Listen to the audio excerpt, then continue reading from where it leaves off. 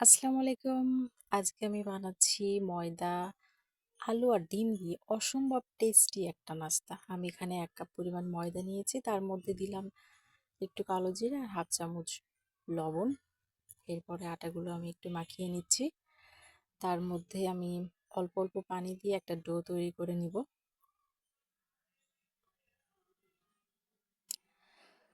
ডোটা বানানো হয়ে গেছে। এবার আমি এটাকে রেস্টে রেখে দিব।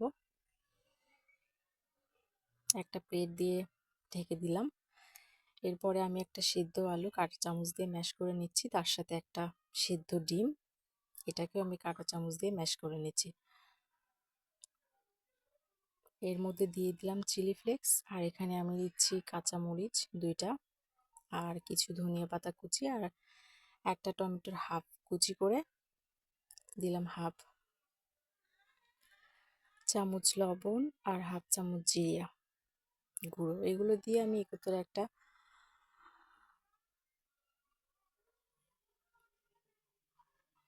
আলুর ভর্তার মতো করে নিয়েছি।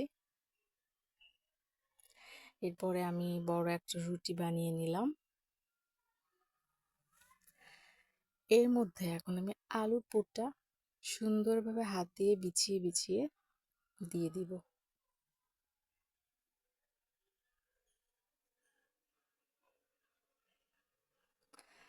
রুটির মধ্যে আলুর পুরটা দেওয়া হয়ে গেছে। এবার আমি আস্তে আস্তে এটাকে রোল করে নিচ্ছি।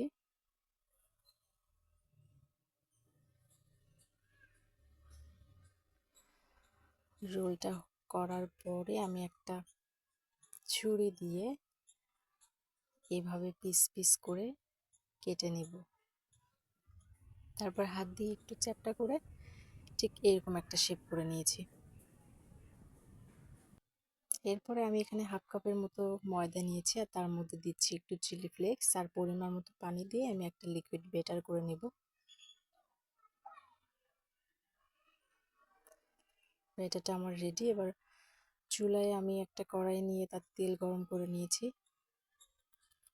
আর এখন এই ময়দা মাখানো চপগুলো আস্তে আস্তে কড়াই আমি দিয়ে দিচ্ছি, আর এটাকে আমি একদম মুচমুচে করে ভেজে নেব, লাল লাল করে।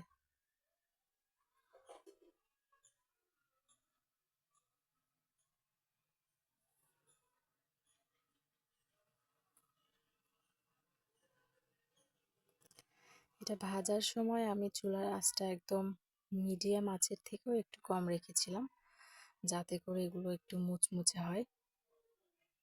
হাইটে রাখলে তাড়াতাড়ি হয়তো পুড়ে যাবে, এই জন্য আমি মিডিয়াম আঁচের থেকেও একটু কম করে আঁচটা রেখেছিলাম। এগুলো ভাজা আমার প্রায় হয়ে গেছে। এখন আমি এগুলো তুলে নিচ্ছি।